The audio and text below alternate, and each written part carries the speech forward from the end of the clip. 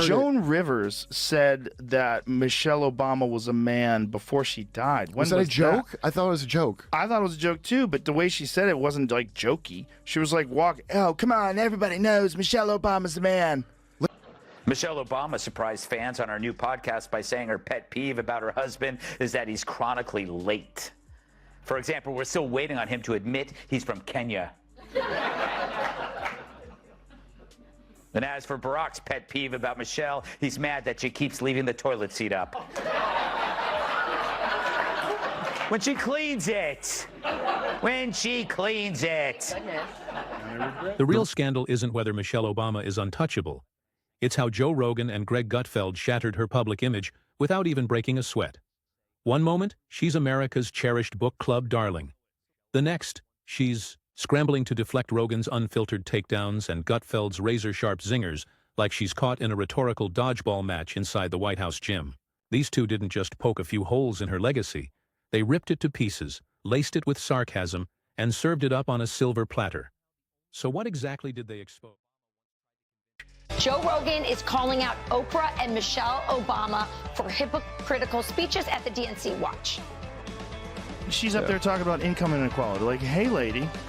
Yeah, I know. You're rich as Like, how is that equal? And also, when Michelle Obama was saying, you know, I think she was saying her mother or grandmother was always suspicious of people who took more than they needed. Yes. Like, you are worth so much money. Take more than they need. The Obamas have 4 mansions. I mean, it's a bunch of rich people talking about rich people. That made Michelle go completely silent. Oh, buckle up. This one's messier than the backlash from her infamous school lunch fiasco, Michelle. Obama once tried to sell an entire generation on the idea that limp spinach and mushy quinoa, disguised as school lunches, were some kind of food revolution. A culinary uprising powered by soggy kale. So, President dies, everyone in the world shows up, and she doesn't break her vacation? It's not like she doesn't have access to a jet. Something is going on. Let's speculate. Yes, please. It's either surgery. Oh. That was my least controversial thing. Depends what kind of surgery. She will not sit close to the dictator. And by that, I don't mean Hillary, I mean Donald Trump. Or there's trouble in paradise between Barack and Michelle. I've heard things. I'm not going to substantiate that by repeating these rumors on national TV like I just did. But I'm just saying it's very odd that she's not there. Yeah, we should ask Mike. And unidentifiable lentils. That wasn't health reform. That was a full-blown assault on America's taste buds. Yet there she was, marching out with salad tongs in hand like she was storming Normandy. Only her weapon of choice? Chickpeas. And then in stroll. Or the first woman We already president. have it with Obama, so let's just calm down. Got it. You know Michelle is a I'm sorry, she's a what? a transgender. We all know. Oh my gosh. Joe Rogan and Greg pretty funny how she Gutfeld. said it. The Okay, unexpected we duo all no one know asked it. for. But somehow the only pair with the guts to say what everyone else is nervously whispering behind their overpriced green smoothies. Michelle Obama's whole brand? It's a curated cocktail of Pinterest-level pep talks, yoga pose hypocrisy, and the never-ending TED Talk that's been cleverly packaged as a legacy. Market. Michelle Obama has openly admitted that she and Barack sleep in separate bedrooms. Here's how it works. She sleeps downstairs, and he likes men. Let's get one thing straight. This isn't some mindless takedown of a former First Lady. No, this is about calling out the sanctimonious branding of a woman who somehow managed to turn "drink more water" into both a moral lecture and a personality trait. You'd think she personally discovered H2O in a secret lab. Just good to see everybody having a good time. The country's almost back to normal before World War III. COVID was just so strange. We lost a lot of people during COVID, and most of them are still alive. Yeah. Before COVID, I would have told you that vaccines are the most important invention in human history. After COVID, I'm like, I don't think we went to the moon. I think Michelle Obama's got a dick. I think Pizzagate is real. I think there's direct energy weapons in Antarctica. Meanwhile, the rest of us were just out here trying to stop our kids from swapping celery sticks for actual food on the underground lunchroom black market. Greg Gutfeld, never one to skip a juicy political buffet, could barely breathe through his laughter as he tore into the delicious irony of Michelle's health crusade, all while her own events looked like Whole Foods detonated across a White House dinner plate. Sure, it was organic, but was it edible? Highly debatable. There's only so much lipstick you can smear on a bowl of beet hummus before someone's dialing 911 for a flavor emergency. And then there's Joe Rogan, a man who built an entire podcast empire by smacking sacred cows right between the eyes. Naturally, Michelle's perfectly polished persona made her the golden idol of smug progressivism. She's out here flexing like she's prepping for a Marvel role, then turns around and lectures America on the sin of enjoying a cheeseburger. In her fantasyland, pizza is practically contraband. Rogan couldn't help but ask, what's the calorie count on self-righteousness? And oh, let's not even pretend we're skipping the Netflix drama. No, let's absolutely dive in. Nothing screams relatable like cashing multi-million-dollar production checks. Michelle thinks American men suck. Let me warn you, your rage does not exist in a vacuum. If we don't get this election right, your wife, your daughter, your mother, we as women will become collateral damage to your rage. To make these choices clear to the men that we love, our lives are worth more than their anger and disappointment. What's that pitter-patter sound I'm hearing in the background? It's the footsteps of Barack running to vote for Trump. With all the subtlety of a wrecking ball stuffed with $100 bills. Her documentary? It's basically a spiritual pilgrimage through her own ego, sprinkled with slow-motion crowd walks like she's Moses parting a sea of commoners. Greg Gutfeld, late night's snarkiest little gremlin, had zero hesitation dismantling Michelle's soft glow illusion. Every public appearance feels less like activism and more like a carefully lit photo shoot. Her speeches? They're drowning in motivational syrup, like a Tony Robbins session held in a Whole Foods parking lot.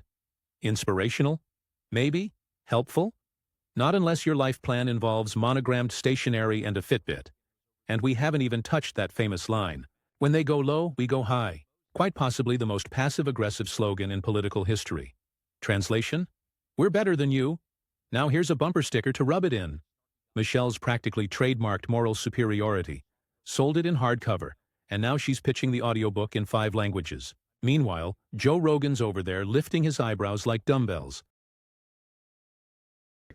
Someone put on Instagram, I believe, that Tim Dillon's video where he was saying that Michelle Obama should run for president. If she won, she could pull her cock out and China would just give up.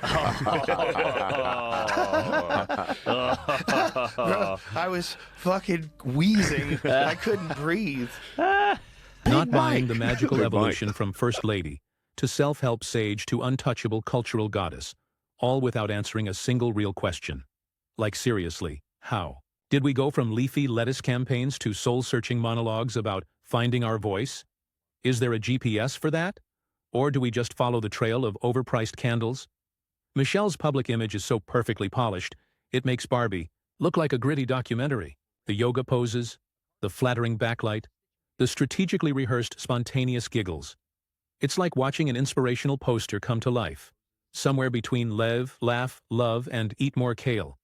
And there she is, smiling, sweetly but with the quiet intensity of someone who's definitely judging everything in your grocery cart. Gutfeld had an absolute field day tearing into Michelle's transformation, from First Lady to global ambassador of empty pep talks. The man practically needed a neck brace from all the head shaking over her LinkedIn-level empowerment advice. So, Kat, they know that they're having a hard time with men. Right. Doesn't seem like this is the right strategy. No. She basically says that they're hurting women by voting for Trump. But I think they don't understand that where it comes from in the first place is that people are sick of being told how bad they are and talked down to, and you know, the condescension doesn't work. None of what they're doing really works. I mean, use the Walls AOC live stream of them playing Madden together was supposed to be to get like dudes who like football on their side, and they did it Believe in during yourself. football. Wow, thanks, Michelle. That ought to cover rent. What's next? Manifest your credit score? And then we get to the fashion. Michelle Obama's outfits have been celebrated like they're historic diplomatic achievements. Breaking news: she wore a belt once, and CNN completely lost its mind. Entire op-eds dedicated to a cardigan. A cardigan. You'd think she was stitching up peace treaties in the Lincoln bedroom. Greg Gutfeld finally asked what everyone was thinking. Since when did Banana Republic become a political statement? And let's not forget the memoir. A book so overflowing, with journeys and truths, it might as well be rolled up and sold as a yoga mat. Every page reads like a motivational speech soaked in vague trauma and Instagram-level aspiration. It's not so much a memoir as it is a lifestyle blog, in hardcover. Rogan read it, reportedly had to walk outside, touch grass, and rewatch Roadhouse just to feel like a man again. But you know what Michelle's most mind-blowing accomplishment really is? It's her ability to play the underdog, while literally living in palaces. She talks about the struggle from inside mansions with 6-car garages. It's like Marie Antoinette giving a TED Talk on minimalism. Gutfeld nailed it. Her version of adversity is probably running out of organic quinoa at Whole Foods. And let's not forget how Michelle branded herself as the relatable First Lady, because nothing screams down to earth like custom chandeliers, curated guest lists. Rumors continue to escalate for the Obamas. Hopefully they can settle it like men.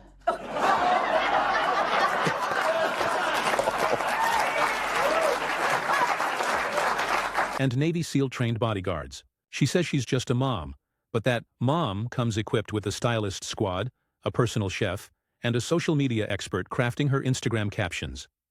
Rogan didn't hold back. He called her public image a never-ending episode of The View, just without the courtesy of commercial breaks. Every sentence she delivers is dipped in soft moralism and baked to a pale beige. It's political tofu.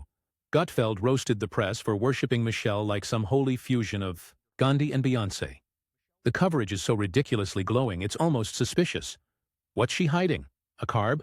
Rogan cracked up at the irony of Michelle lecturing America on health, while the rest of us are still recovering from school lunch trauma, courtesy of apple slices that tasted like packing foam. Let's be real. Michelle Obama's greatest superpower is sounding like she's doing everything while actually saying almost nothing. Every speech is a word salad, tossed with just enough croutons of meaning to trick the audience into thinking they're chewing on something deep. Meanwhile, Rogan's out here wondering if the real substance was backstage, probably served by someone named Skylar in a gluten-free apron. Even if they run Michelle. According to a new poll, Michelle Obama isn't as strong a Democratic candidate against former President Donald Trump as many Dems would have you believe. In a hypothetical matchup, my favorite kind. Trump wins with 47% of the vote compared to Michelle Obama's 44%. I guess some of the kids whose school lunches she ruined are finally old enough to vote. Remember that? And what? Gutfeld, as usual, took delight in skewering the myth of Michelle as a unifier, as if a woman who divides opinions more violently than pineapple on pizza is the secret recipe for national unity. Her brand isn't unity, it's curated enlightenment. She's a lighthouse, sure, but one that only shines on people who already agree with her. And don't even get started on her fitness obsession. Michelle's done more to glorify lunges than the guy who invented staircases. Somehow, working out became a political stance. If you didn't want to plank in your living room while she judged you through the screen, you were suddenly part of the national obesity crisis. Gutfeld even joked that somewhere, a donut quietly cried itself to sleep.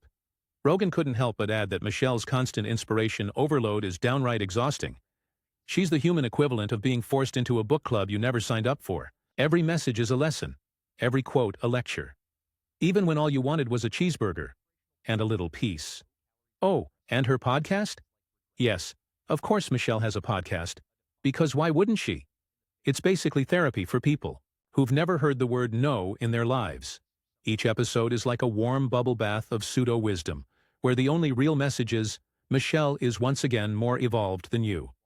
Rogan played a few clips and swore he could feel himself, aging just from the secondhand condescension.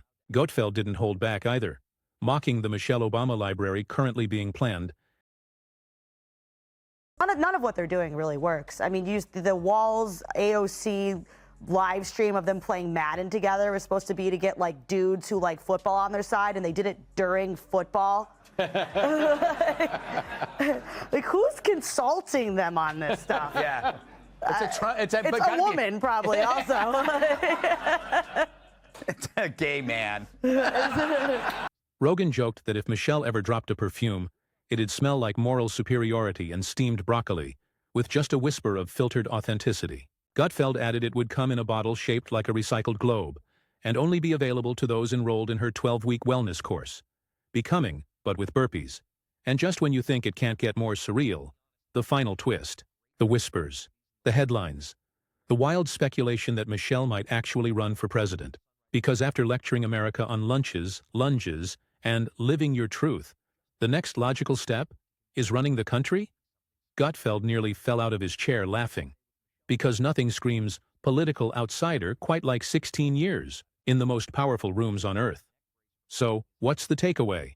Michelle Obama is the undisputed queen of curated struggle, the empress of empowerment catchphrases, and the first lady of filtered authenticity. And thanks to Rogan and Gutfeld, the glossy illusion has cracked, revealing not a villain, not a genius, but a master brand strategist disguised as a life coach. Michelle didn't just rebrand herself, she franchised. She became the Oprah of broccoli, the Dalai Lama of lunges, the spiritual Sherpa of doing the work, even when that work is just filtering selfies and humble bragging about resilience. Rogan nailed it. She somehow speaks in riddles that sound profound while saying next to nothing, like a TED Talk about clouds. Gutfeld didn't miss either, torching the echo chamber that follows her like a well-trained show dog. It's never critique. It's devotion. It's not discussion. It's canonization. Michelle has become a one-woman industry of soft focus, smugness, where every hardship is PR-ready, every life lesson wrapped in faux relatability, and every photo op is timed for that golden hour of moral supremacy. If branding were an Olympic event, Michelle would have 5 gold medals, a documentary on her journey to the podium, and a signature line of vegan protein bars called Authenticity Bites. And somehow, no one's allowed to ask the real question: what exactly are we clapping for?